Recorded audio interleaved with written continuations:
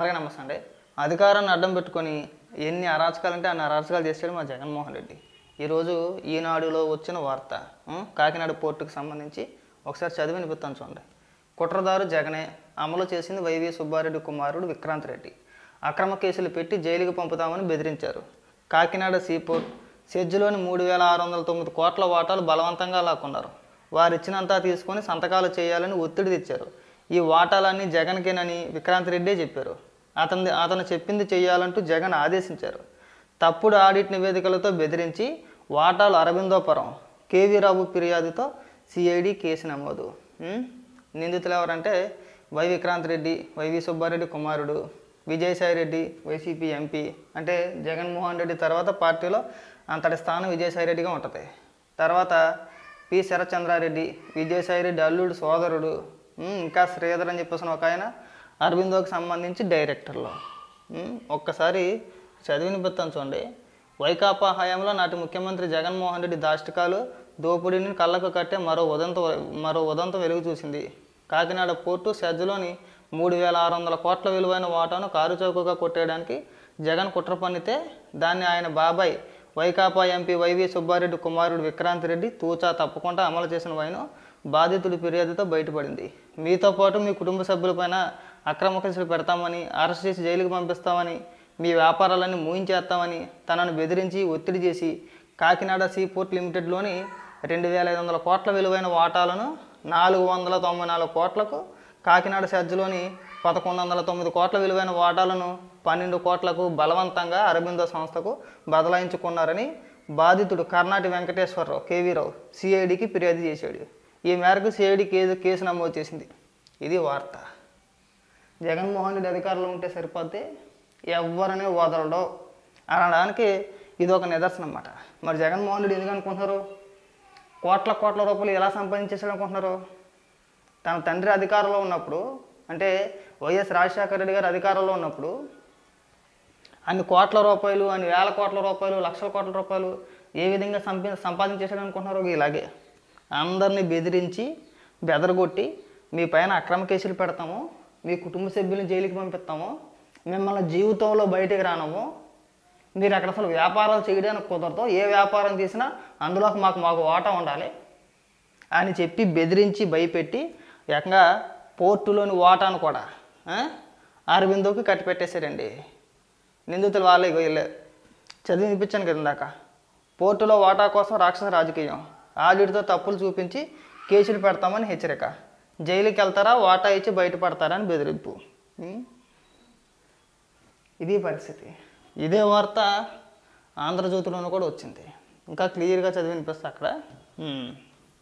ఇదే వార్త కాకినాడ పోర్టుకు సంబంధించి ఈ అక్రమాలన్నీ బయటపడిన కారణం ఏంటంటే రేషన్ బియ్యాన్ని అక్రమంగా తరలిస్తున్నారు అని పవన్ కళ్యాణ్ గారు వెళ్ళారు, చూశారు. అది పెద్ద రచ్చ అయింది, పెద్ద హైప్ వచ్చింది దానికి. దాని వెనకాతలు ఎవరున్నారు, ఏంటి, ఎవరి ఆధ్వర్యంలో జరుగుతుంది, వీటన్నిటిపైన ఆరా తీస్తే ఈ ఉదంతం బయటకు వచ్చిందన్నమాట. చదివి వినిపిస్తాను చూడండి. బెదిరించి భయపెట్టి కొట్టేశారు. కాకినాడ పోర్టు సెజ్లను మా నుంచి లాక్కున్నారు. సిఐడికి వాటి యజమాని కేవీరావు ఫిర్యాదు. నాడు కుట్రపూరితంగా తనిఖీల నాటకం, 994 కోట్లు ఎగ్గొట్టినట్టు తప్పుడు నివేదిక, వైవి తనయుడు విక్రాంత్తో మాట్లాడాలని సాయిరెడ్డి ఫోన్, వాటాలు వదులుకోకుంటే జైలుకే అన్న విక్రాంత్, పోర్టులో 2,500 కోట్ల విలువైన మా వాటాను 494 కోట్లు కొట్టేశారంటే. ఎంత? 494 కోట్లకి 2,500 కోట్ల విలువైన వాటా 490 కోట్లు కొట్టేశారు.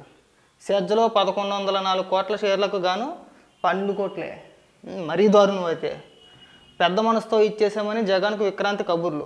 పెద్ద మనసుతో ఇచ్చేస్తారు. అన్యాయం గురించి చెబుతున్నా వినని నాటి సీఎం విక్రాంత్ రెడ్డి చెప్పినట్లు చేయాలని హుకుం, 10 పేజీల ఫిర్యాదుతో వివరించిన కేవీరావు, విక్రాంత్, సాయిరెడ్డి, అరవిందోలపై కేసు నమోదు. అంతులేని దోపిడీ అన్నమాట.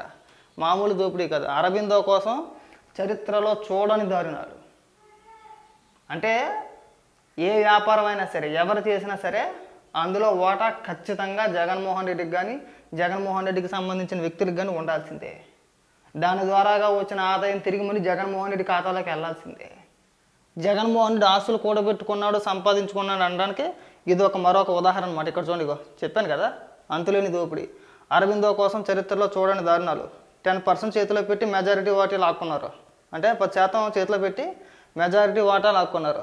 మంత్రివర్గ భేటీలో సీఎం చంద్రబాబు ఆగ్రహం. ఈ కబ్జాలన్నింటినీ నిగ్గు తేల్చాలని స్పష్టీకరణ. కబ్జా భూముల విలువే 5-6 వేల కోట్లన్న మంత్రులు. పోర్టును ప్రైవేటు సామ్రాజ్యాల్లో మార్చారన్న పవన్. కాకినాడ ఉదంతాన్ని వివరించిన డిప్యూటీ సీఎం. జల్ జీవన్ అమలులో జాప్యంపై బాబు ఆగ్రహం. కొందరు అధికారుల్లో బద్ధకం తగ్గడం లేదని వ్యాఖ్య. ఎంత దారుణంగా ఇష్టానుసారంగా ప్రతి ఒక్కరిని బెదిరించి, మామూలుగా కాదు, అరవిందోకి మామూలుగా కట్టబెట్ల. ఆ 104 ఆ 108 కానించి ప్రతి దాంట్లోనూ కూడా, ముఖ్యంగా పోర్టులకు సంబంధించి ఎంత వీలైతే అంత, ఎంత దోచుకోవాలంటే అంతా దోచేసుకున్నారండి బెదిరించి. ఎవరు వ్యాపారం చేసినా ఇందులో అధికంగా లాభాలు వస్తాయని తెలిసినా, లేదంటే అధిక మొత్తంలో పోర్టులకు సంబంధించి బిజినెస్ జరుగుతుంది అని తెలిసినా వాళ్ళని ఏదో రకంగా భయపెట్టి బెదిరించి అందులో వాటా ఖచ్చితంగా వాళ్ళకి రాయాల్సిందే. రాయకపోతే చెప్పాను కదా, కేసులు పెట్టి ఇష్టానుసారంగా లోపలేసేస్తాం, మిమ్మల్ని ఇరగదీసేస్తామని మాటలు. ఇంకో వార్త ఏంటి? ఐపీఎస్ అధికారి సంజయ్ సస్పెన్షన్. అగ్నిమాపక డీజీ సిఐడి చీఫ్ హోదాలో అక్రమాలు, నిధుల దుర్వినియోగానికి పాల్పడినట్టు విజిలెన్స్ విచారణలో వెల్లడి. ఆ నివేదిక ఆధారంగా చర్యలు తీసుకున్న ప్రభుత్వం. జగన్మోహన్ రెడ్డిని నమ్ముకుంటే బలైపోతారో, ఐపీఎస్ అధికారులు బలైపోతారో అనడానికి ఇంకొక ఉదాహరణ గతంలో మనం చూసాం. చాలామంది ఇప్పటికే జైళ్ళలో ముగ్గుతున్నారు, కేసులు ఎదుర్కొంటున్నారు ఆల్రెడీ. ఆ విజయపాలు, ఆ కాంతిరాణ, విశాల్ గున్ని, ఆయనతో పాటు ఈయన, ఇంకా నెక్స్ట్ ఎదుర్కొపోయే వ్యక్తుల్లో పివి సునీల్ కుమార్ కూడా ఉంటాడు. ఆయన ఇంకా ఇక్కడ రాశారు కదా, అదే వార్త ఇక్కడ కూడా వచ్చింది. మన సాక్షులు ఏం రాశారు? అంత కొద్ది వెరైటీ. ఇగో డ్రైవర్స్ని డ్రామా ఇక్కడ రాశారు చూసారా? కొట్టేసింది రాయలా, అరబిందో గురించి రాయలా. ఇప్పుడు కేవీ రావుని బెదిరించి అన్యాయంగా వాళ్ళపైన కేసులు పెట్టి బెదిరించి వాటా లాక్కున్నారు కదా, దాని గురించి ఎక్కడా రాయలేదండి. డైవర్షన్ డ్రామా అట్టల్ ఫ్లాప్ అని చెప్పేసి ఒక వార్త రాసుకొచ్చాడు, చదివి వినిపిస్తాను చూడండి. చంద్రబాబు డైరెక్షన్లోనే పవన్, నాదెండ్ల ద్వయం రాద్ధాంతమా, ద్వయమా భీమా ఏమో నాకైతే అర్థం కాల. ప్రభుత్వ ఆధ్వర్యంలో యాంకరేజ్ పోర్టు నుంచి బియ్యం ఎగుమతి, సమగ్ర తనిఖీలు తర్వాతే షిప్పుల్లోకి బియ్యం లోడింగ్. చంద్రబాబు గుప్పెట్లో యావత్ ప్రభుత్వ వ్యవస్థలు యంత్రాంగం. రేషన్ మాఫియా లీడర్లు కూటమి నేతలే.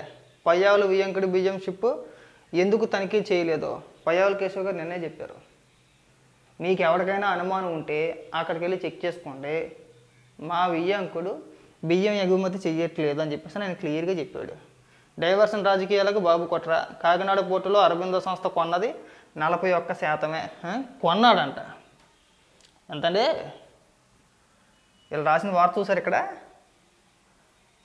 కాకినాడ పోర్టులో కొన్నది ఎంత? 41% అంట. ఒక నిమిషం ఉందంట. ఇదిగా ఇక్కడ రాసుకొచ్చి చూసారా, కాకినాడ పోర్టులో అరబిందో సంస్థ కొన్నది 41% వాటా అంట. బెదిరించి లాక్కున్న దానికి వాటాకి తేడా తెలియట్లేదు మీకు. స్వయంగా ఆ యజమాని ఎవరైతే ఉన్నారో ఆయనే సిఐడికి ఫిర్యాదు చేస్తే ఇక్కడ సాక్షులు ఏమని రాసుకొచ్చాడండి? కాకినాడ పోర్టులో అరబిందో సంస్థ కొన్నది 41% వాటా అంట. కొనలేదు, బెదిరించి భయపెట్టి భయభ్రాంతులకు గురి చేసి నీ పైన కేసులు పెడతాము, నీ కుటుంబ సభ్యులపైన కేసులు పెడతాము, మిమ్మల్ని జైళ్ళలో ఉంచుతాము, మీ జీవితాలు నాశనం చేస్తామని బెదిరించి అక్రమంగా రాయించుకున్నారు. ఎవరెవరో అందులో ఎవరెవరు ఉన్నారా? ఇదిగో ఒక్క నిమిషం రా. ఇదిగో అమలు చేసింది ఎవరు? వైవి సుబ్బారెడ్డి కుమారుడు విక్రాంత్ రెడ్డి. ఎవరు? వైవి సుబ్బారెడ్డి కుమారుడు. వైవి సుబ్బారెడ్డి ఎవరు? జగన్మోహన్ రెడ్డికి బాబాయి. విజయసాయిరెడ్డి ఎవరు? కనబడుతుంది కదా ఇక్కడ. విజయసాయిరెడ్డి ఎవరు? హుకుం జారీ చేసింది ఎవరు? వాళ్ళ గురించి ఎందుకు మాట్లాడట్లేదు? మీరు రాసిన సొల్లు ఏంటి ఇక్కడ? కాకినాడ పోర్టులో అరబిందో సంస్థ కొన్నది 41%. ఏమన్నా బుర్ర ఏమైనా పని చేస్తుందా? పైగా ఏమైనా రాసేది ఇక్కడ? కాకినాడ పోర్టులో అరబిందో సంస్థ కొన్నది 41% వాటానే. నిర్ణయాధికారం 59% వాటా ఉన్నవారిదే కదా. అంటే అరబిందో వాళ్ళు 41% కొన్నారో ఆ మాట వాస్తవమే. కొనలేదు, బెదిరించి లాక్కున్నారు. అంటే మీరు కొన్నారని చెప్పి రాసుకున్నారు, కానీ నిర్ణయాధికారం 59% వాటా ఉన్న వారిదే కదా అంట. అంటే ఈ లాజిక్ ప్రకారం కాకినాడ నుంచి ఏదైతే అక్రమంగా బియ్యం ఎగుమతి అవుతుందో దాని అంతటికీ కారణం అరవిందో కాదు, వీళ్ళకి సంబంధం లేదు. ఇక్కడ చెప్పుకొచ్చింది అదే. ఆ లాజిక్ను ఉద్దేశపూర్వకంగానే విస్మరించి విషం చిమ్ముతున్న కూటమి పెద్దలు. అరవిందో సంస్థ నిజంగా బెదిరించి ఉంటే కనీసం మెజారిటీ ఓటా 51% అయినా తీసుకునేది కాదా? తెలియలేదేమో అప్పటికి. మెజారిటీ ఓటాను మనం లాగేసుకుంటే నిర్ణయాధికారాలన్నీ మన దగ్గర ఉంటాయని చెప్పి తెలియలేదు. లేదంటే మొత్తం లాగేసుకుంటే మొత్తం అందరం చిక్కుల్లో పడిపోతామని ఆలోచించి ఆగిపోయారో తెలియదు, కానీ లాక్కున్నది మాత్రం వాస్తవం. 1, 2 ఇంకేం రాసుకొచ్చారు ఇక్కడ. పైగా ఏది నిజం టైటిల్ చూసారా? సాక్షిలో ఒక డేట్ మినహాయించి అన్ని అబద్ధాలే ఉంటాయి, వీళ్ళ నిజం గురించి మాట్లాడడం. సాక్షిలో ఎప్పుడైనా సరే ఒక డేట్ ఒకటి నిజం ఉంటుంది, మిగతా అన్ని పచ్చి అబద్ధాలు. ఎందుకు ఉంటుంది? ప్రైవేటు వ్యవహారంలో చంద్రబాబు ప్రభుత్వ జోక్యం వెనుక మర్మం ఏంటి? అసలు 1999లో ప్రభుత్వం నిర్మించిన కాకినాడ పోర్టును కారు చౌకగా కట్టబెట్టింది చంద్రబాబే. ప్రజల మభ్యపెట్టేందుకే బాబు బృందం బియ్యం హైడ్రామా. బిడిసి కొట్టిన కూటమి పెద్దల దుష్ప్రచారం. ఏం సిగ్గేమని అనిపిస్తుంది అసలు? సాక్షిలో వచ్చే వార్త ఒక డేట్ తప్పితే అన్ని అబద్ధాలే ఉంటాయండి. ఆ విధంగా రాష్ట్రాన్ని దోచుకొని ఆంధ్రప్రభలో వచ్చిన వార్త. ఇక్కడ కూడా సేమ్ అదే వార్త. కాకినాడ పోర్టుకి సంబంధించి ఏ విధంగా దోచుకున్నారో, ఏ విధంగా లాగేసుకున్నారో, ఎలా బెదిరించారు, ఎవరిని బెదిరించారు అనేది వార్త. ఇంకోటి ఏంటి?